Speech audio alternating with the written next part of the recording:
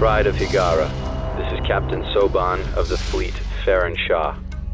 Looks like you could use a hand. Attention all Sobani, pick your targets and engage. Hello everyone, this is Captain Soban. Welcome aboard the Starship Enterprise for our first episode of Star Ruler. Okay, so this is a game that came out quite some time ago, came out in I don't know, 2011, 2020, or 2012, something like that. And it was one of the games I played all the time in college because at the time I didn't have a gaming computer, so I didn't have a computer that could really play any type of game that was really demanding or something like that. So this was one of them, because this is a game that isn't very flashy, it isn't very graphical, but for me it's tons of fun to play. It's also very complicated. So without talking too much about it, let's actually get into the game. So let's start a new game. We are going to name ourselves the Sobani Empire. There we go. And let's add a couple more AI in. Grab 4. And I'm going to put all the AI on trivial. And the reason why is, I will explain a little bit further in the game, but the AI tends to build their ships up too quickly when they're set to a high difficulty, and they end up starving themselves economically because their ships are too large to handle their economy. So keeping them on a really low difficulty level seems to solve that issue. And we'll go defender, make you aggressor, researcher, and we'll have another aggressor. Okay, and then let us go. Let's see if we can customize our empire. I want to be this guy because he looks cool. And we'll keep that. Make our flag, well, something that looks like homeworld.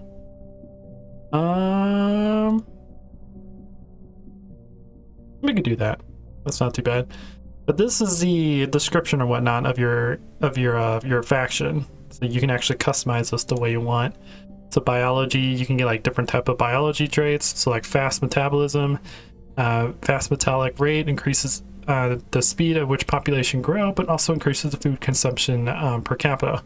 So need more food, but your population grows faster. You got Dectarius. These are gifted with increased fine motor control. Your race excels at repairing damages and restoring functionality to ships. So increases repair rates by 33%. That's pretty cool. And then naturally erophotic, positive outlook on existence, the ability to find joy in everyday activities, decreases your race's need for luxury goods. That sounds good. And then you have naturally depressed, which will require more goods. So let's go with that. For society, we can go with capitalistic. Privately owned mining corporations make for a faster exploration of resources, but only a limited amount of them can be collected through taxes. And twisting. So mining rate increased, but ore consumption increased higher. We'll keep that neutral. And then slave labor doubles all labor generation. Euro social society, population happiness is always at exactly 0. So we're always neutral. Nice. The mentality, we have rigid. I'm not gonna go too much into this, but I'll show it to you guys so you guys can read it. All the different traits and whatnot that are in the game. And then our background, developed empire. We start with 2 colonized planets. Bustling homeworld. Homeworld has 10 extra slots, but half as much ore. Legion empire. And then we have strip mine. Homeworld starts without ore. Or indicize. Giant effort of expanding outwards into space has left your empire in debt with a number of private corporations. For the first 20 minutes, lose half of all resources exported to the Galactic Bank. Interesting. I think there's one that just allows you to start with maybe it's in technology.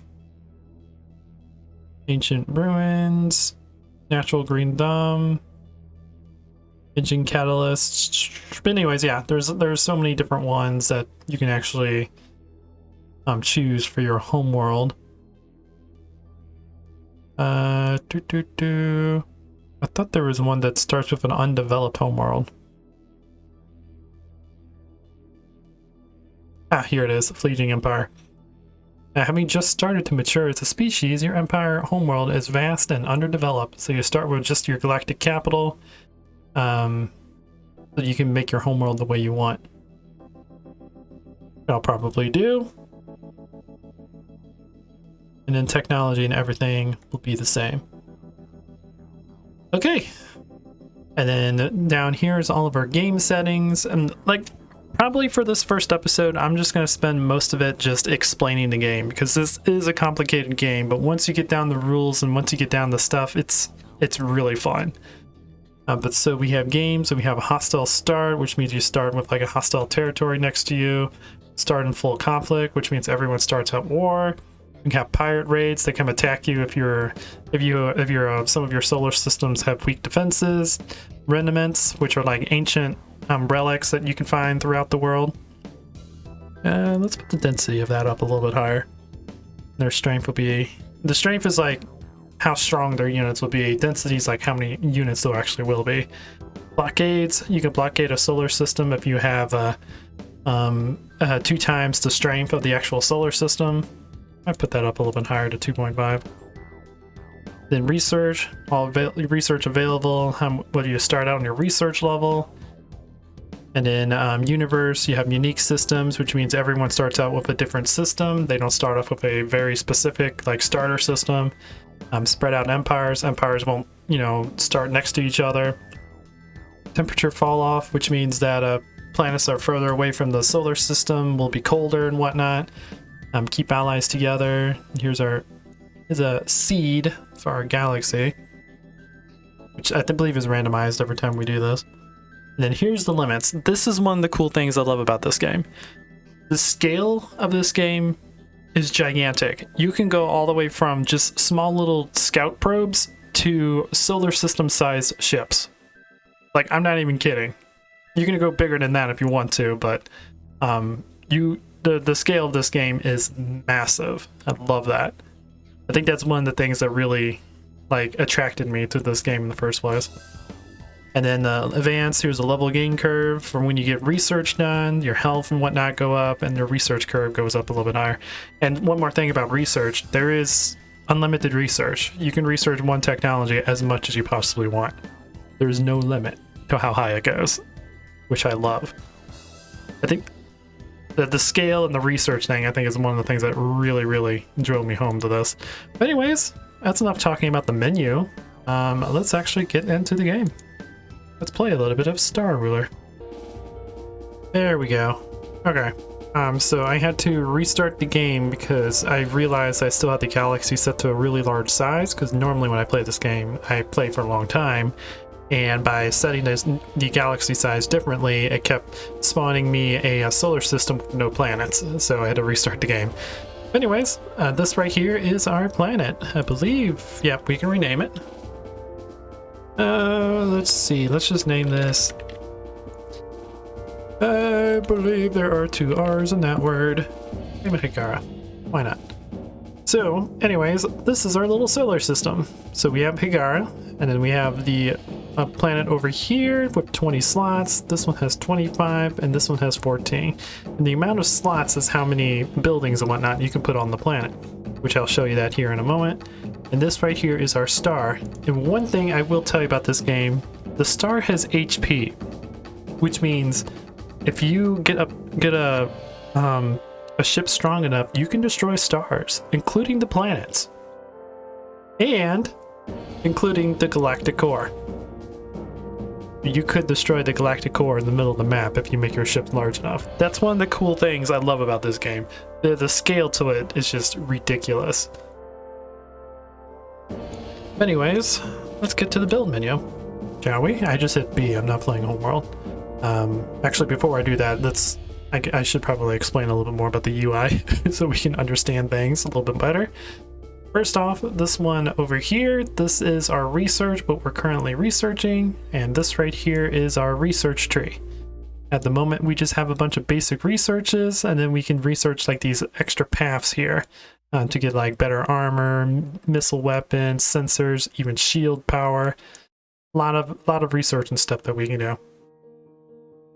I think for the time being, I haven't played this in a while, so I don't remember what to start out with.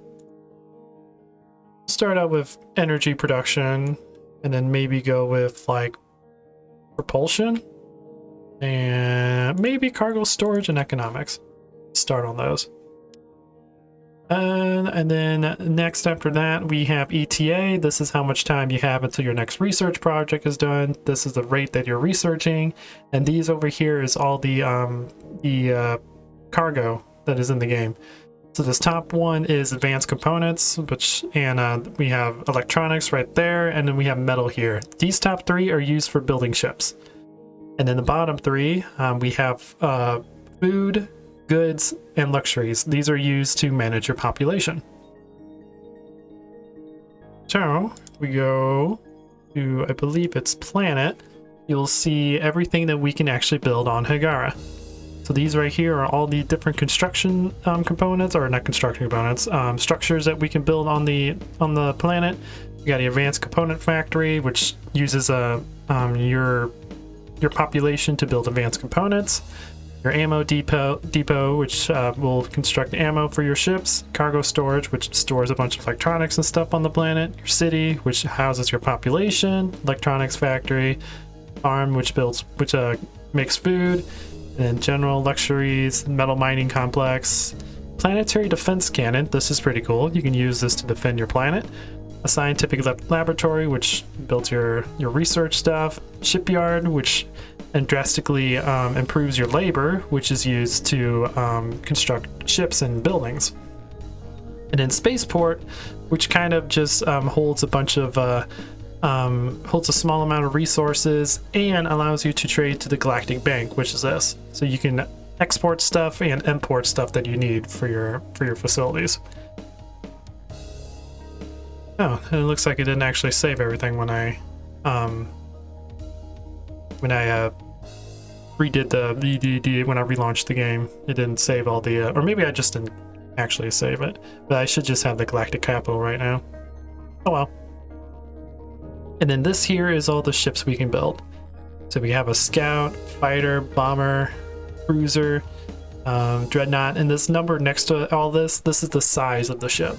So this is a size 6, this is a size 0.5, scout is 0.06, and then we have like our military outpost and our carrier, which I will show that next. Because next thing is the blueprints. This is what we use to design our ships. And then we can also see the different designs of our ships. So like the cruiser, the dreadnought, hauler, the tanker. You can design anything that you want. Anything you think will actually benefit your empire. And this is where I think the game really shines, where you can just customize your ship the way you want. So if you see an enemy coming in with like mass drivers, then you could like design a ship with heavy armor or shields to block the incoming fire, or some sort of long-range ballistic that can hit the enemy from afar. So let's look at our cruiser, and we'll go to layout view. This is where we actually get to design it. And this over here on the right side is everything that consists of your ship. So life support, which is used to keep your crew alive. Charge, which is the electric charge of the ship. If either one of these reaches 0, your ship dies. Control, which is how much actual control you have of the ship, which is manned by crew. The extra amount of crew that you have on the ship. The power output, the net positive of how much you're making, how much extra you're making. Armor, this is your whole, not your whole hit points, but this is like the armor of the actual ship. Hit points, this is the total amount of hit points of the ship, which is added from everything on the ship. HP regeneration, this is how much your ship regenerates itself. Damage per second, this is the total amount of DPS that all your weapons do. Ammo storage, amount of ammo that you consume per second when in combat. There's a lot of really cool things over here. Maximum fuel storage, maximum fuel usage, total mass, and total thrust of the ship. Lots of really, really cool things, and a lot of, like I said, this is kind of a complicated game. So a lot of this is A lot of this took a little bit to get used to, but I love games like this where there's a lot of things to learn and it all actually comes together when you actually learn everything. So, for the time being, let's go ahead and clear this and we will design our first warship. There we go. And right now we have 3 hulls we start out with because we have to do more research to unlock other hulls. We have the fighter hull, which is very light, can dodge a lot of attacks, but has extremely low health. It can also has a certain size limit it can be because it's designed to be really, really small. I think right now, since we have no research done, it can only be a 1.0. Standard hull, which is the hull for most of the normal ships, and then we have a station hull, which is for a ship that's not designed to actually move, but to like move around the planet and protect it or provide economic stability for the system, which we'll get more into that later. Anyways, let's start with a standard hull. So we have 15 slots that we can use. So the first thing we're gonna need is we're gonna need a bridge to actually control the ship. Let's keep it at 1.0. And this is the size of the bridge. So if I make this like 2.0, then that means this is a size 6 bridge on a size 3 hull. That's the easiest way you can remember that. Well, let's go with 1, and then let's go with a life support. We'll make that really small. Because if life support fails, then the whole ship's gonna fail. We can make that really, really small. So let's go like 0.2. Also, the ship, the way you're designing it, this over here is the front. This is the port, starboard, and rear. So just keep that in mind if you're designing a warship. I usually have like most of my weapons up in front and maybe a couple on the sides and engines and everything in the back. Okay, and for support, we have our power generator, which is used to actually power the ship. So let's get that going. Let's make it like 0.5. We'll put it like right here. And then our fuel cells to keep the ship going for a while. Let's make those a little bit larger. We'll put like 2 here. Looks good to me. We could probably go with a repair bay since this is a warship. Yeah, we'll go with that. That'll help improve the repair system of the ship. Put that like right there. And engines, we have Buzzard ramjets, which don't require any fuel but are extremely slow, and then our main thrusters, which require fuel and control to actually use. So let's do that. Let's put this up to 1.7. We'll put a second one here, and we'll put a smaller one so it can still move around if it runs out of fuel. We need a little bit, we need more. Oh, I never actually grabbed the crew. Hee hee. We got the life support in the bridge, but we don't have the people to actually do things. Let's put that there. You there. You there. And we'll do it like that. Okay. And now for defense, the only thing we have is plate armor because we haven't researched anything. So let's put some defenses up here. Okay, and then for weapons, right now we currently have 3 weapons. We have a flak turret, which does very little damage, but does an AoE, so it's really good against small units. A Munan cannon, which is basically, it's a charged particle cannon, consists of a circular particle accelerator to impart huge amounts of energy into a small group of Munans, and a linear accelerator to direct the muons toward the target. The particles often pass directly through armor. So this weapon ignores half of armor, so this is useful if the enemy is really heavily armored. It uses very little animal, which means it'll last a long time in combat, but it does less overall damage than the main railgun, which is the main weapon we currently have. Projectile weapons are a staple of combat in nearly all species histories. In the realm of conventional projectile weapons, only railguns provide worthwhile in the distances involved with space combat. These are basically just our main kinetic cannons. So, let's have these be our secondary cannons. Let's make this one a little bit larger. Make this one a little bit smaller. The same thing over here. Boop, boop, boop. Oh, we actually are taking too much space. Alright. I want 4. This is supposed to be like a battleship. Let's do 1.3, 1.3, and then I'm gonna have like a 1.5 back here. Maybe we'll make the thruster smaller. Still a little bit off.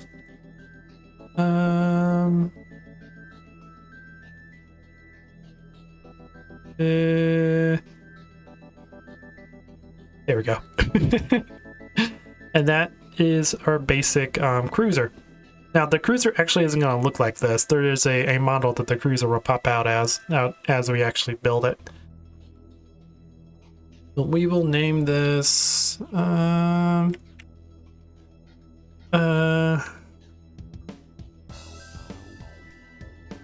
even the assault cruiser. But this up here tells us everything that's needed to actually build the ship. Right now, this is its acceleration, 0.015 astronomical units per second. I think that's kind of good. I think as long as you're above 0.01, you're at a decent acceleration. And flight time is 14 minutes, so we won't have a whole lot of fuel, but it'll last a while for us.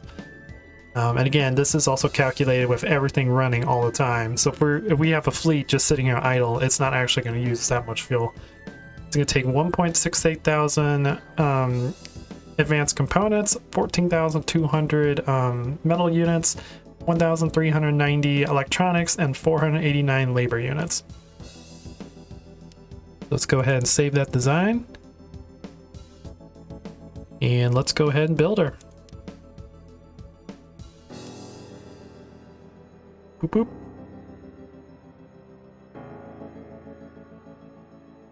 And done. There's our little ship. There's our little assault ship that we built. Hee hee.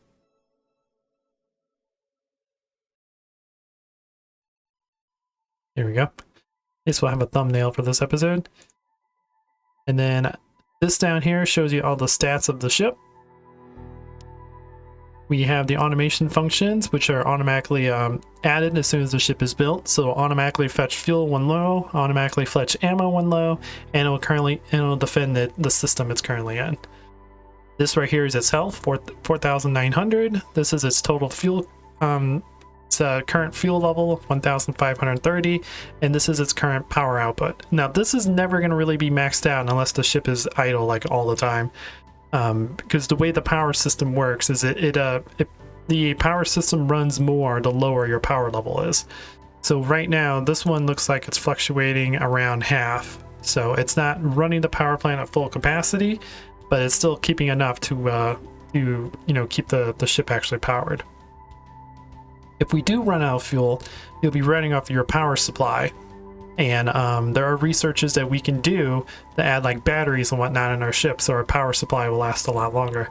And eventually, our technology will get so good where we don't need fuel; we can just run off a battery, which is pretty cool. I like that a lot.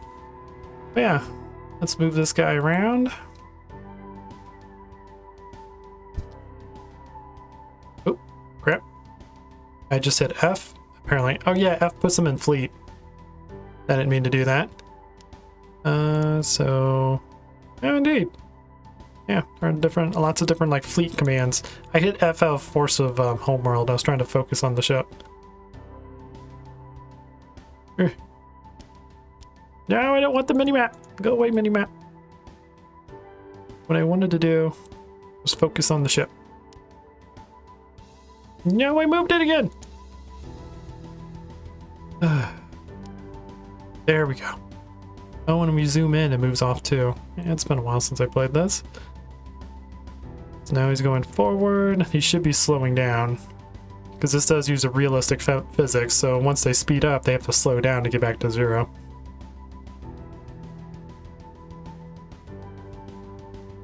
Pretty cool. Pretty cool indeed. But anyways, let me go ahead and bring our ship back, and I'm going to go ahead and end this first episode. We didn't really do much. We designed a ship. We got queued some research. Next episode, we'll actually start taking over the solar system and building up our main unit and get an economy going, and then start exploring other systems and see what's going on. But I hope you guys enjoy this. Again, I know this game isn't like super flashy or anything like that, but this is a fun game. I personally really enjoy it. And I put, until I found Space Engineers, this was the game on Steam that I've had the most hours in. So I played a crap ton of this game. I really hope you guys actually enjoy this. I don't know how long the series is going to be for this episode, or for this Star Wheeler. It's going to depend on how interested you guys are in it. But right now my plan is to make about 3 or 4 episodes to kind of just show off the game a little bit more and maybe mess around with some of the mods that I made in the game. But yeah, I hope you guys enjoyed this. Please leave a like if you did. If you like what I do, consider subscribing, and I will see you guys in the next video. Until then, this is Captain Soban signing out.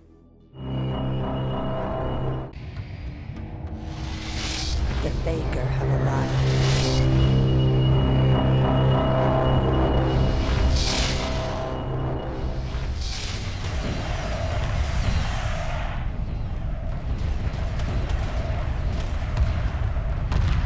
Emergency hyperspace procedures initiated.